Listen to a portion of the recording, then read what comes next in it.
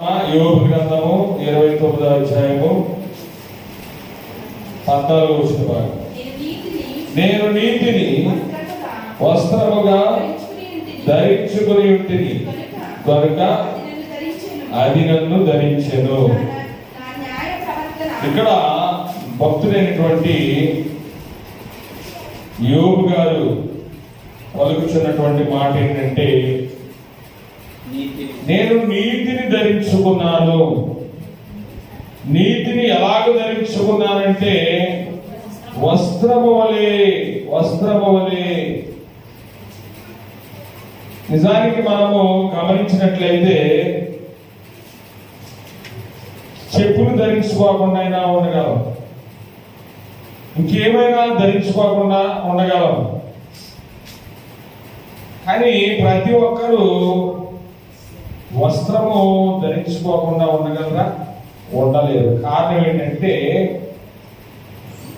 వస్త్రం అనేది మన శరీరానికి కాపుదాలు ఇస్తుంది కాబట్టి, వస్త్రం అనేది అన్నిటికంటే చాలా అవసరము కాబట్టి ప్రతి ఒక్కరూ తప్పనిసరిగా వస్త్రములను ధరిస్తారు.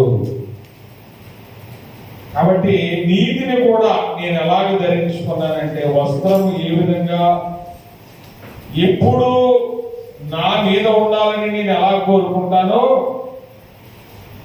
అలాగే నీతి కూడా ఉండాలి అని చెప్పి నేను నీతిని ధరించుకుని ఉన్నాను. అది నన్ను ధరించెను. నీతిని నేను ధరించుకొని ఉంటే నీతి కూడా నన్ను ధరించుకున్నది. ఎంత చక్కని మాట! నీతి కూడా యోబు గారిని ధరించుకున్నదంట. నీతికి యోబు గారు కావలసి వచ్చారు, యోబు గారు అవసరమయ్యారు. అది నన్ను ధరించెను, నీతి నన్ను ధరించెను, నీతిని నేను ధరించుకున్నాను. అప్పుడప్పుడు నీతిని చేస్తూ ఉంటాం మనం. ఎప్పుడూ కూడా నీతిని కలిగి ఉంటారు. కీర్తన గ్రంథంలో ఉంటుంది, ఎల్లవేళలా నీతిని అనుసరించి నడుచుకున్న వారు ధన్యులు. ఎప్పుడూ కూడా నీతిని మనము కలిగి ఉండాలి, నీతిని మనము ధరించుకుని ఉండాలి. ఎఫెసీయులకు రాసినటువంటి పత్రిక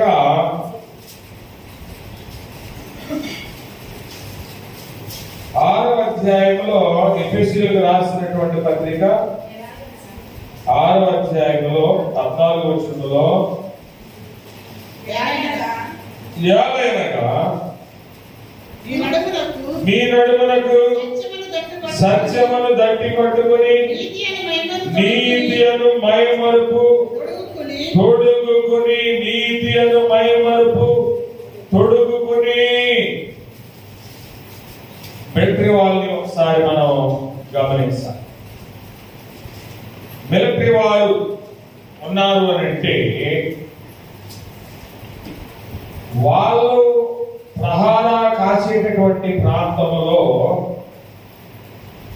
అక్కడ ప్రకృతి ఏ విధంగా ఉంటుందో ఆ విధంగా ప్రకృతిలో కలిసిపోయి ఉండేటట్టుగా సంబంధిత వస్త్రాలను వారు ధరిస్తారు. అంటే ఇసుక ఉందనుకోండి, అక్కడ బాగా ఎడారి ఇసుక ఉంది, వాళ్ళ వస్త్రాలు కూడా ఇసుక రంగులు కలిసిపోయే విధంగా వేసుకుంటారు. లేకపోతే పచ్చని ప్రదేశం అది, వాళ్ళ వస్త్రాలు కూడా ఆ చెట్లు చేమల్లో కలిసిపోయేటట్లుగా, అది డిఫరెంట్ గా కనపడకుండా ఆ వస్త్రాలను ధరించుకుంటూ ఉంటారు. ఇలాగా ప్రాంతాల వారీగా మిలిటరీ వారు వస్త్రాలను ధరించుకుంటారు. క్రైస్తవులమైనటువంటి మనము పైన మైమరుపు, పైకి కనపడేది నీతిని ధరించుకోవాలి. నీతిని మైమరువుగా ధరించుకోవాలి. లోతు గారి గురించి సాక్ష్యం చెబుతూ ఆ నీతిమంతుడు అని సంబోధిస్తడం జరుగుతుంది. ఆ నీతిమంతుడు తాను విన్న వాటిని బట్టి, చూసిన వాటిని బట్టి దినము తన నీతి గల మనసును నొప్పించుకుంటూ వచ్చెను. యోబు గారు దేవుడే కాదు, ఆ ప్రాంతంలో ఉన్న వారందరూ కూడా నీతిమంతుడని అంటారు. కారణం ఏంటంటే యోబు గారిని అంటారు. తర్వాత లోతు గురించి కదా మనం ముందు చెప్పుకుంటా. లోతుని నీతిమంతుడని అందరూ కూడా సంబోధించడం జరుగుతుంది. కాబట్టి భక్తుడు యోబు గారు ఇక్కడ ఒక వస్త్రం వలె నీతిని ధరించుకున్నాడు. ఒక వస్త్రము వలె ధరించుకున్నాడు. మనము కూడా నీతిని ధరించుకోవాలి, నీతిని కలిగి ఉండాలి. ఈరోజు ఎక్కడ చూసినా అవినీతి, దుర్నీతి, నీతి అనేది లేదు, నిజాయితీ అనేది లేదు. కానీ నీతిని కలిగి ఉండాలి. గతంలో చెప్పాను నేను, నీతి ఎలా వస్తుందంటే అనేక రకాలుగా వస్తుంది. అబ్రహాము దేవుని నమ్మిను, అది అతనికి నీతిగా ఎంచబడింది. దేవుణ్ణి నమ్మటం ఒక నీతి అయితే, నిజాయితీగా ఉండడం అనేక విధాలుగా నీతి అనేది మనకు కనిపిస్తూ ఉంది. రెండవదిగా, మొదటిగా నీతిని ధరించుకోవాలి. రెండవదిగా కొలస్సీలకు రాసినటువంటి పత్రిక 3వ అధ్యాయము 12వ వచనాన్ని మనం చదువు. కొలస్సీ పత్రిక 3వ అధ్యాయము 12వ వచనం. కాగా దేవుని చేత ఏర్పరచబడిన వారు పరిశుద్ధులు, ప్రియులైన వారికి తగినట్లు మీరు జాలిగల మనసు, దయాలత్వమును, వినయమును, సాత్వికమును, దీర్ఘశాంతమును. దేవునికి స్తోత్రం. హల్లెలూయా. ఏమేమి ధరించుకోవాలి మనం? మొదటి మాట దయాలత్వము. దయ అనేది మనకి కావాలి, దయ అనేది మనలో ఉండాలి. దయ గురించి చాలా విషయాలు పరిశుద్ధ గ్రంథంలో మనకు కనిపిస్తాయి. దయా దాక్షిణ్యము కలవాడు తన తిను ఆహారంలో ఇతరులకు కొంత పెట్టడు. వారు దయ కలిగి దాక్షిణ్యం కలిగి అప్పు ఇచ్చుదురు. కాబట్టి దయ కలిగి ఉండాలి మనం. రెండవది వినయము. వినయం అంటే తగ్గింపు అనేది, లోబడి ఉండటం అనేది. అహాబు గురించి దేవుడు అంటాడు, అహాబు నాకు భయపడి వినయముగా ప్రవర్తించుట చూచితివా, అతడు నాకు వినయముగా ప్రవర్తించినందున ఆ అపాయము అతని కాలమందు జరగకుండా ఆపి అంట. వినయ విధేయతలను దేవుడు కోరుకుంటూ ఉన్నాడు, వినయ విధేయతలను దేవుడు చూస్తూ ఉన్నాడు. మొదటిగా దయను ధరించుకోవాలి, తర్వాత వినయమును ధరించుకోవాలి, తర్వాత సాత్వికమును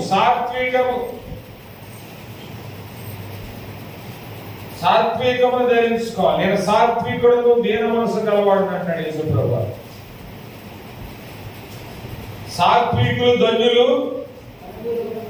వారు భూలోకమును స్వతంత్రించుకొందురు. సాత్వికం ఉండాలి క్రైస్తవులముగా. మనకి సాత్వికమును ధరించుకోవాలి. నాలుగవదిగా దీర్ఘశాంతము. దేవునికి స్తోత్రం. దీర్ఘశాంతం అంటే ఎల్లప్పుడూ శాంతంగా ఉండడం, ఎల్లప్పుడూ కూల్గా ఉండడం, కోపడకుండా ఉండడం. దీర్ఘశాంతం. శాంతమును ధరించుకుని లేదా దీర్ఘశాంతమును ధరించుకుని. కొన్నిసార్లు మనం శాంతముతో ఉంటాం, కొన్నిసార్లు పరిస్థితులను బట్టి ఎంతో కోపడిపోతూ ఉంటాం. కానీ దేవుని వాక్యము సెలవిస్తూ ఉంది, మనము ధరించుకునే వాటిలో దీర్ఘశాంతం అనేది కూడా ఉండాలి. దీర్ఘశాంతమును ధరించుకుని. ఐదవది జాలిగల మనస్సు. జాలిగల మనస్సును మనము ధరించుకోవాలి. జాలి మనము కొన్నిసార్లు అసలు జాలిగా ఉన్నాం. జాలి కలిగి ఉండాలి అని దేవుని వాక్యం సెలవిస్తూ. ఆరవది 14 వచ్చింది కదండి. 14 వీటన్నిటిపైన పరిపూర్ణతకు అనుబంధమైన ప్రేమను ధరించుకొని. దేవునికి స్తోత్రం. హల్లెలూయా, హల్లెలూయా. 5 లక్షణాలు ముందు చెప్తున్నా. ఈ 5 కూడా చాలా కష్టమైనవి. ఈ 5ని కలిగి ఉండొచ్చు మనము. ఈ 5ంటిని ధరించుకోవచ్చు, కానీ పరిపూర్ణులు కాలేమంట. ఇందులో పరిపూర్ణత మనకి రావాలి అంటే వీటన్నిటికీ పైన ప్రేమను ప్రేమను ప్రేమను ధరించుకొని. ప్రేమను ధరించుకొని. 1 కొరింథీ 14 అంటాడు, ప్రేమ కలిగి ఉండుటకు ప్రయాసపడుడి. ప్రేమను కలిగి ఉండడానికి, ప్రేమను సంపాదించడానికి ప్రయాసపడాలి. అన్ని సమయాల్లోనూ మనము ప్రేమను ప్రదర్శించలేము, ప్రేమను కనపరచలేము, ప్రేమను చూపించలేము. ప్రేమ అనేది చాలా కష్టము. 13వ అధ్యాయం అంటాడు 1 కొరింథీలో, మనుషుల మాటలతో నేను మాట్లాడినను, దేవదూషల భాషలతో నేను మాట్లాడినను, ప్రేమ లేని వాడినైతే ఆ మురోగెడు కంచును గణగణలాడు తాళమునయుందును. భాషలతో మాట్లాడినా గాని, దేవదూతల భాషలతో మాట్లాడినా గాని, గొప్ప గొప్ప ప్రసంగాలు చేసినా గాని, ప్రేమ లేకపోతే మురోగెడు కంచులు దానికి మనిషికి తేడా లేదు. 18 వచ్చిన అనుకుంటాను. చదవక ఏమైనా ఎక్కడ ఉందో 11 వచ్చిన 13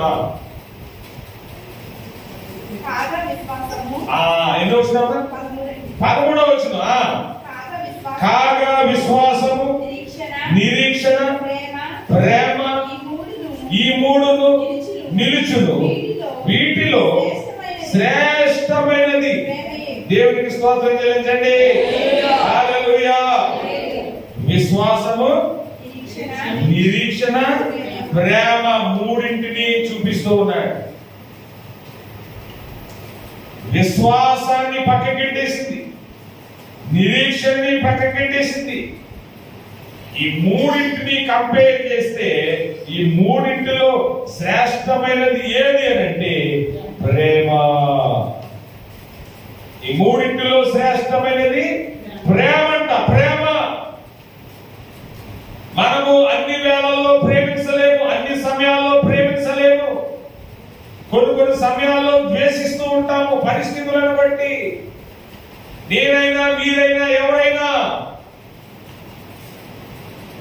కానీ క్రీస్తు మనలను ప్రేమించి సమస్త దుర్నీతి నుండి మనల్ని విడిపించి రక్షించాడని రాయబడి.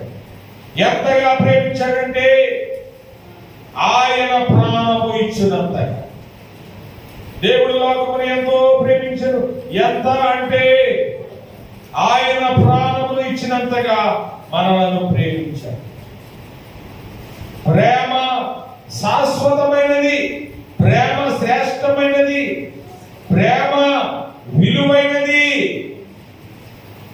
కాబట్టి ప్రతి క్రైస్తవులకు, ప్రతి మనిషికి పరిపూర్ణత అనేది రావాలి అనంటే, పరిపక్వత అనేది రావాలి అనంటే ప్రేమ వీటన్నిటికీ పైన ప్రేమను ధరించుకొనిడి. వీటన్నిటి పరిపూర్ణతకు పైన ప్రేమను ధరించుకొనిడి. అమ్మా, మనం ప్రేమను ధరించుకుంటూ ఉన్నామా? దీర్ఘశాంతమును ధరించుకుంటూ ఉన్నామా? నీతిని ధరించుకుంటూ ఉన్నామా? ఇవి ధరించుకోవాలని మనం ఎప్పుడైనా ఆలోచన చేశామా? క్రైస్తవులుగా మనకున్నటువంటి ఆభరణములు ఇవి.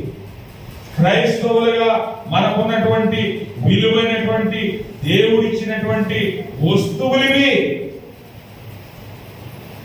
కాబట్టి వీటిని ప్రతి ఒక్కరూ కలిగి ఉండాలి. వీటిని ప్రతి ఒక్కరూ ధరించుకోవాలి. తర్వాత గలతీయులకు రాసినటువంటి పత్రిక, గలతీయులకు రాసినటువంటి పత్రిక 3వ అధ్యాయము 27వ వచనం. క్రీస్తులోనికి బాప్తిస్మము పొందిన మీరందరూ క్రీస్తును ధరించుకొని ఉన్నారు. దేవునికి స్తోత్రం. క్రీస్తు యేసులోనికి ఎప్పుడైతే మనం బాప్తిసం పొంది ఉన్నామో, మనమందరము క్రీస్తును ధరించుకుని ఉన్నాము. క్రీస్తును ధరించుకుని ఉండాలి. మనలో క్రీస్తు ఈ లోకానికి కనబడాలి. మనలను చూస్తున్నవాడు క్రీస్తును చూస్తున్నామనుకోవాలి. క్రీస్తు కొట్టిన వారిని కొట్టలేదు, తిట్టిన వారిని తిట్టలేదు. ఆయన ఎదురు దూషింపక ఆయన ప్రేమించాడు, ఆయన క్షమించాడు. అలాంటి తత్వాన్ని మనము ధరించుకోవాలి, మనము కలిగి ఉండాలి, మనలో అందరూ చూడాలి. కాబట్టి క్రీస్తు యేసులోనికి బాప్తిస్మము తీసుకున్న ప్రతి ఒక్కరూ కూడా క్రీస్తును ధరించుకుని ఉండాలి. నీవు క్రీస్తును ధరించుకుని ఉన్నావా? నేను క్రీస్తును ధరించుకుని ఉన్నానా? మనము క్రీస్తుని ధరించుకుని ఉన్నామా? అలాగైతే క్రీస్తుని ఈ లోకానికి మనము చూపించాలి. మనలో క్రీస్తును ఈ లోకము చూడాలి. కాబట్టి ప్రభునందు ప్రియులారా, క్రీస్తును ధరించుకోనండి ప్రతి ఒక్కరూ కూడా. అలాగే మొదటి పేతురు పత్రిక 4వ అధ్యాయం 1వ వచన భాగం. మొదటి పేతురు పత్రిక 4వ అధ్యాయం 1వ వచన భాగం. క్రీస్తు శరీరమందు శ్రమ పడెను గనుక మీరును అట్టి మనసును ఆయుధముగా ధరించుకొనిడి. దేవునికి స్తోత్రం. క్రీస్తు శరీరమందు శ్రమ పడ్డాడు. శ్రమ పడేటటువంటి మనస్సును ఒక వెపనుగా, ఒక ఆయుధముగా ప్రతి క్రైస్తవుడు కూడా ధరించుకోవాలి. చాలా మంది శ్రమ పడడానికి ఒప్పుకోవట్లేదు, కష్టపడడానికి ఒప్పుకోవట్లేదు. అందరూ సుఖముగా సంతోషముగా బ్రతకాలన్నది అందరి కోరిక. ఈ క్రైస్తవ్యాన్ని అడ్డుపెట్టుకుని అనేక మంది దైవజనులు, అనేక మంది శ్రమ పడకుండా, కష్టపడకుండా స్వేచ్ఛగా సుఖముగా బ్రతుకుచూ ఉన్నారు. కానీ ఒకానొక దినాన్ని దేవుడు తీర్పులో లెక్కడుగుతాడు. నువ్వే విధంగా కష్టపడ్డావు, ఈ లోకంలో ఎంతవరకు కష్టపడ్డావు? కొంతమంది సాక్ష్యం ఇస్తూ ఉంటారు, నేను ఎంతో కష్టపడి ఈ స్టేజ్కి వచ్చానండి. సరిపోద్దా? మనకి శక్తి ఉన్నంత వరకు, మనకు ఆరోగ్యం ఉన్నంత వరకు, మనకు ఆయుష్ ఉన్నంత వరకు మనము శ్రమ పడుతూనే ఉండాలి, కష్టపడుతూనే ఉండాలి. ఎవరు మరి సుఖముగా స్వేచ్ఛగా ఉందాము అని అనుకోకూడదు. ఎవరు కూడా ఏ కష్టము లేకుండా, ఇబ్బందులు లేకుండా స్వేచ్ఛగా ఉందాము అని అనుకోకూడదు. అది దేవుని చిత్తము కాదు. ప్రతి ఒక్కరూ కూడా కష్టపడాలి. ప్రతి ఒక్కరూ కూడా కష్టపడాలి. ప్రతి ఒక్కరూ కూడా శ్రమ పడాలి. అలాంటి శ్రమ పడే మనసును ఆయుధముగా ధరించుకోవాలి. సరే, ఒకటా రెండా ఎన్ని ధరించుకోవాలి? ఎన్ని ధరించుకోవాలి? శత్రువు వచ్చి మనల్ని చూచినప్పుడు ఇవన్నీ మన మీద కనపడుతూ ఉంటాయి. గొలియాతుని దావీదు సంహరించాడు. గొలియాతుని దావీదు సంహరించినప్పుడు స్కాన్ చేశాడు. గొలియాతు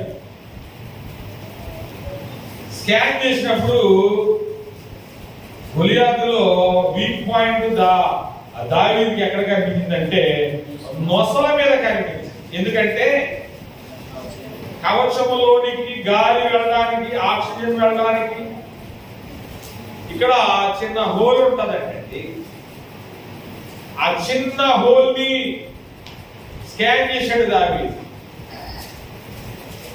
గొలియాతుని ఎక్కడ కొట్టినా మనం ఓడించలేము, ఎక్కడ కొట్టినా మనం సంహరించలేము. గొలియాతును అక్కడ ఆ నొసడ మీద కొడితేనే మనము అతన్ని ఓడించగలమని ఒడిశలతో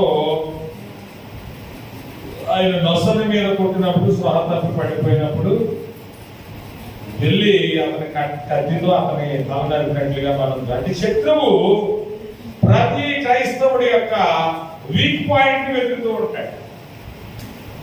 ప్రతి క్రైస్తవుడి యొక్క వీక్నెస్ ను కనిపెడుతూ ఉంటాడు, తెలుసుకుంటూ ఉంటాడు. ఈ వ్యక్తి ఆహారం వల్ల పడిపోతాడు, అధికారం వల్ల పడిపోతాడు, ధనం వల్ల పడిపోతాడు, లేకపోతే స్త్రీ మోహంలో వల్ల పడిపోతాడా, లేకపోతే ఎవరైనా తీసుకెళ్లి మాట్లాడిస్తే పడిపోతాడా, ఎలాగా ఇతన్ని పడవేయటం అని చెప్పి శత్రువు నిలువెల్లా మనలను పరీక్షిస్తూ ఉంటాడు. అదే జకర్యా గ్రంథం 3:3 ఉంటుంది. జకర్యా గ్రంథము 3:3 ఉంటుంది. యెహోషువ మలిన వస్త్రములు ధరించిన వాడై నిలవబడి ఉండగా దూత దగ్గర నిలిచి ఉన్న ఇతని మైలు బట్టలు తీసివేడి అని నేను నీ దోషమును పరిహరించి వస్త్రములతో సెలవిచ్చాను. ఇక్కడ మనం చూస్తే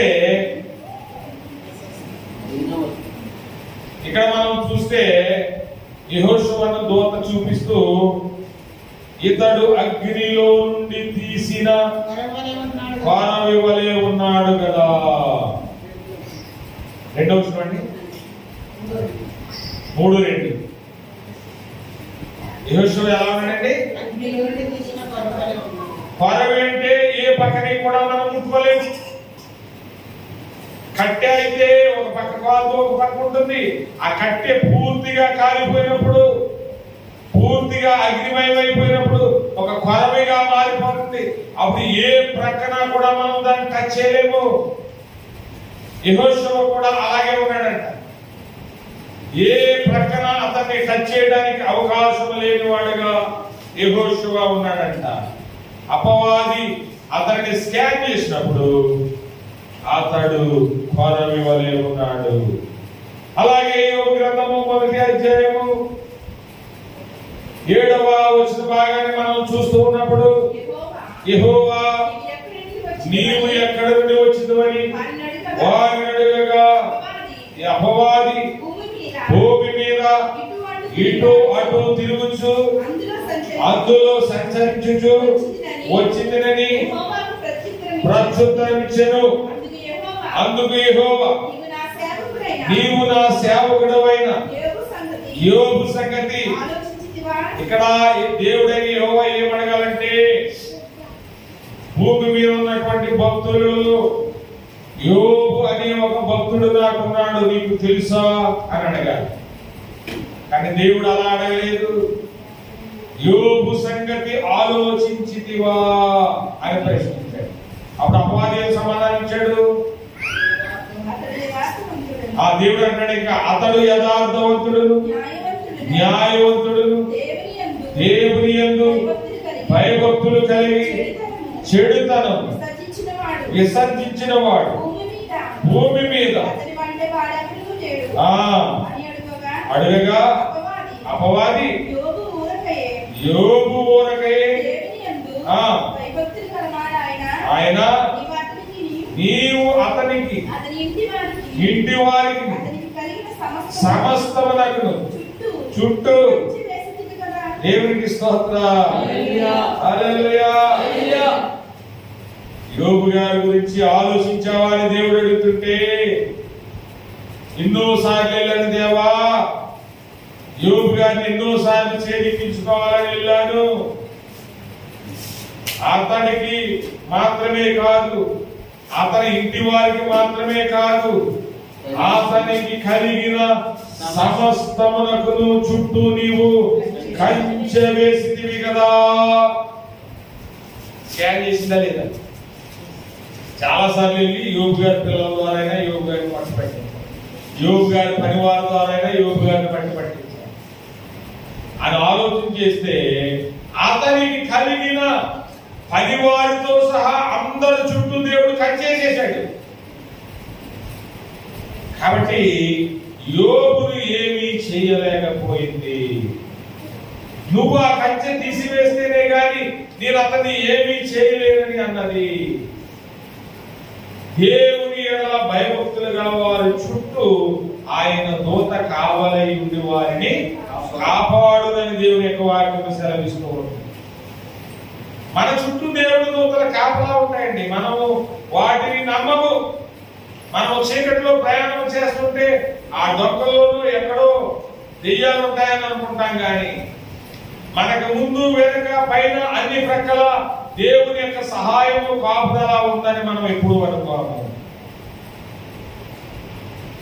కాబట్టి ప్రభునందు ప్రియులారా, ఇక్కడ శ్రమ పడే మనస్సును ఆయుధముగా ధరించుకోవాలి. రోమపత్రిక చదివామా 13-14, రోమిలకు రాసినటువంటి పత్రిక 13వ అధ్యాయము 14వ వచనం. మెట్టుకు ప్రభువైన యేసుక్రీస్తును ధరించుకొనిన వారై శరీరేచ్ఛలను నెరవేర్చుకొనుటకు శరీర విషయమై ఆలోచన చేసుకొనకడి. దేవునికి స్తోత్రం. హల్లెలూయా. మెట్టుకు యేసుక్రీస్తునే ధరించుకొనిన వారై శరీర విషయములలో శరీర ఇచ్ఛలను నెరవేర్చుకొనుటకు శరీర సంబంధమైన వాటి వరకు ఆలోచన చేసుకొనకుడి. మనము ఆఖరిగా వచ్చేస్తే యేసు ప్రభువునే ధరించుకొనిన వారుగా ఉండాలి.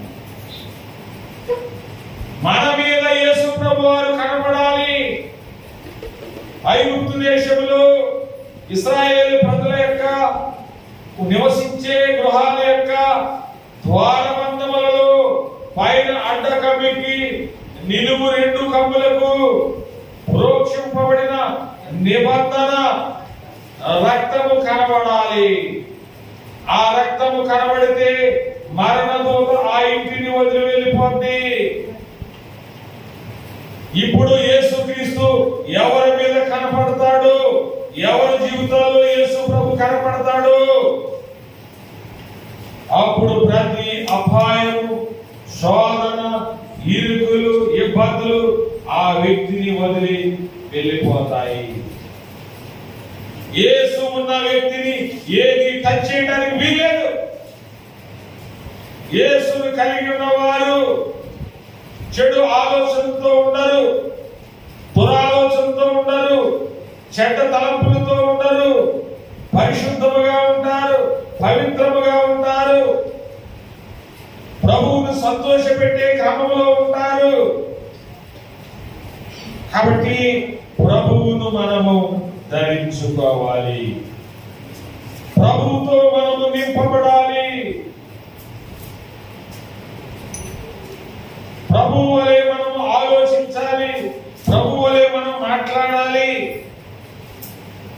ప్రభు వలె మనము మనస్సు కలిగి ఉండాలి. ఎఫెసీ పత్రిక 4:15 భాగం. ఎఫెసీయులకు రాసిన పత్రిక 4:15 భాగం. ప్రేమ కలిగి సత్యము చెప్పుచు క్రీస్తు వలె ఉండుటకు, క్రీస్తు ఎలాగైతే ఉన్నాడో అలాగే ఉండుటకు మనము అన్ని విషయములలో ఎదుగుదుము. దేవునికి స్తోత్రం. హల్లెలూయా. క్రీస్తు వలె ఉండుటకు, క్రీస్తు వలె ఉండుటకు, క్రీస్తు వలె ఉండుటకు, క్రీస్తు ఈ లోకములో ఎలా ఉన్నాడు అలాగ మనము ఉండాలి, అలాగ మనము మారిపోవాలి. పగలంతా సువార్త ప్రకటించాడు, రాత్రంతా ప్రార్థనలో గడిపేవాడు. క్రీస్తు వలె ఉండడం అంటే చిన్న విషయం కాదు ప్రభుత్వం. క్రీస్తు వలె ఉండడానికి మనము ప్రయత్నించాలి. ఆయన కొట్టిన వారిని కొట్టలేదు, దూషించిన వారిని ప్రతిదోషణ చేయలేదు. అందుకే పౌలు అంటాడు, యేసు తన అడుగు జాడలలో మనము నడుచుకుని వెళ్ళినట్లు ఆయన ముందుగా మనకి మాదిరి ఉంచి వెళ్ళిపోయాను. ఆయన అడుగు జాడల్లో నడుచుకోవడానికి ఒక మాదిరి, ఒక మోడల్ అయినా. కాబట్టి ఈరోజు క్రైస్తవులు ధరించుకోవాల్సిన వాటిని ధరించుకోవడం లేదు. బాహ్య సంబంధమైనటువంటి అలంకారమును కోరుతూ వాటి కొరకు ప్రయాసపడుతున్నారు కానీ క్రైస్తవులముగా నీతిని వస్త్రముగా ధరించుకున్నామా లేదా, ప్రేమను వస్త్రముగా ధరించుకున్నామా లేదా, దీర్ఘశాంతమును ధరించుకున్నామా లేదా, యేసును ధరించుకున్నామా లేదా, ఈ అన్నిటి విషయంలో ఒక రకమైనటువంటి ఆలోచన కానీ అవగాహన కానీ లేదు చాలా మందికి. కాబట్టి మూలవాక్యంలో భక్తులైన యోబు 29:14 అంటున్నాడు కదా, నేను నీతిని వస్త్రముగా ధరించుకుని ఉన్నాను, అది నన్ను ధరించెను, అది నన్ను ధరించెను. నేను దానిని ధరించాను, నన్ను అది ధరించింది. నీతిని కలిగి ఉన్నాను, నీతిని కలిగి ఉన్నాను. నీతిమంతుల నివాసమును ఆయన వర్ధిల్ల చేయనని దేవుని యొక్క వాక్యములో సెలవీయబడుతున్నది. నీతిమంతుల నివాసమును ఆయన ఆశీర్వదిస్తాడంట, దీవిస్తాడంట, వర్ధిల్ల చేస్తాడంట ప్రభుత్వం. కాబట్టి ధరించుకోవాలి, దేవుణ్ణి ధరించుకోవాలి, దేవుణ్ణి కలిగి ఉండాలి. ఒక వస్త్రము వలె వీటన్నిటినీ కూడా మనము ధరించుకున్నప్పుడు దేవుడు మనలను ఎంత చదవం కదా ప్రకటన పలసి 3:14 చదవను, వీటన్నిటి పరిపూర్ణతకు, పరిపూర్ణత పరిపూర్ణత పూర్తి అవుతుంది, పరిపూర్ణత అవుతుంది. ప్రేమను ధరించుకుని, ప్రేమను ధరించుకుని, ప్రేమ కలిగి ఉండుటకు ప్రయాసపడి, ప్రేమ అనేక దోషములను కప్పును. పాపములను కప్పదండి ప్రేమ, దోషములను కప్పుతుంది. దోషములు వేరు, పాపములు వేరు. చాలా మంది పాపములను కప్పుతారు, దోషములను బయటపెడతారు. పాపములను కప్పుతారు, దోషములను బయటపెడుతూ ఉంటారు. పాపమునకు దోషమునకు తేడా తెలియదు చాలా మంది. ప్రేమ ఉప్పొంగదు, అమర్యాదగా నడవదు, స్వప్రయోజనము చూసుకొనదు, తొందరగా కోపపడదు. గలతీ పత్రికలో ఆత్మ ఫలాలు ఉంటాయి. డంబముగా ప్రవర్తింపదు. దేవునికి స్తోత్రం. హల్లెలూయా. ఈరోజు మనము ప్రేమను కలిగిన వారుగా చెప్తాం. నేను చెప్పేస్తాను, మీరు చెప్పేస్తారు, అందరూ చెప్పేస్తారు, ప్రేమించాలి అని అనుకుంటున్నాం. కానీ ఆ పని చేయవలసి వచ్చేసరికి మనకి చాలా కష్టమైపోతుంది. కారణం ఏంటంటే అందరినీ మనము ప్రేమించలేము. అందరినీ మనము ప్రేమించలేము. మీ శత్రువులను ప్రేమించుడి అంటాడు. ఇది ఎంత కష్టతరమైన మాట. అంటే శత్రువులను ప్రేమించండి అంటాడు. ఇది ఎంత కష్టతరం. ప్రేమించగలమా? ఒకవేళ ప్రేమించెల్లి అమ్మా నిన్ను ప్రేమిస్తున్నాను అని అంటే అవతల వారు ప్రేమిస్తలేదు అనుకోండి, సిగ్గు లేకుండా మళ్ళా కలుపుకుండా ఎలా వచ్చిందో చూడండి అంటారా? అరే సిగ్గు లేదంటే ఒక్కకైనా సిగ్గుంది కానీ చీయంటే అవతల మాత్రం. ప్రేమించే క్రమంలో ఎన్నో నిందలు పడవలసి వస్తారు, ఎన్నో అవమానాలు ఎదుర్కోవలసి వస్తారు. కాబట్టి ప్రయాసపడండి అంటున్నాడు 1 కొరింథీ 14:1. ఇది ప్రయాస పడితేనే కానీ దొరకదంట ప్రేమ. కాబట్టి మంచిది ప్రభునందు పిల్లారా, ఈ మాటలను బట్టి దేవుడు మనలను పరిపూర్ణులుగా తీర్చి మనకు కావలసిన ఈవులను మన మీద ధరింపజేసి బలపరచాలి. చివరిగా యెషయా గ్రంథము 59వ అధ్యాయము 18వ వచనం. యెషయా గ్రంథము 59వ అధ్యాయం 18వ వచనం. అమ్మా ప్రతిదండనను వస్త్రముగా వేసుకొనెను, ఆసక్తిని పై వస్త్రముగా ధరించుకొనెను. దేవునికి స్తోత్రం. ఆసక్తిని ఏం చేయాలంట? మనము పైన వస్త్రముగా ధరించుకోవాలంట.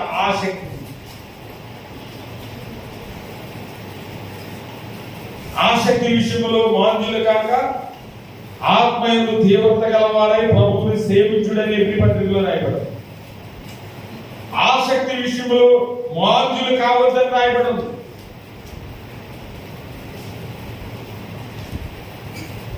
కొరింథీ పత్రికలో 1వ పత్రికలో 9వ అధ్యాయంలో రాయబడింది. చూడండి, కొరింథీయులకు రాసినటువంటి 1వ పత్రిక 9వ అధ్యాయము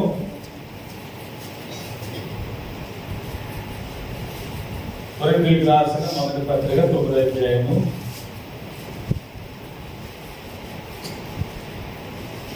ఒక్క నిమిషం.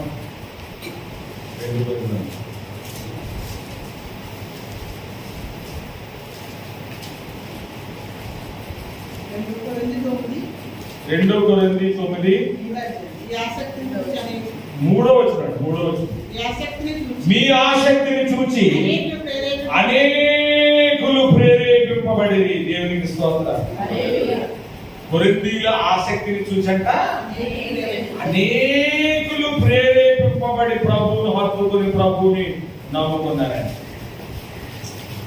అంటే మన ఆసక్తి ఎలా ఉండాలి? అనేకులను ప్రభువు యొద్దకు నడిపించేటట్టుగా ఉండాలి. ప్రభువు యొద్దకు నడిపించేదిగా ఉండాలి. కాబట్టి యెషయా గ్రంథం 59:18లో ఉంది, ఆసక్తిని పై వస్త్రముగా ధరించుకొనుడి. దేవునికి స్తోత్రం. హల్లెలూయా. మరి దేవుడి మాటలో మనం ఇంటిలో దీవించి ఆశీర్వదించి బలవంతంగా మార్చును గాక. ఆమేన్.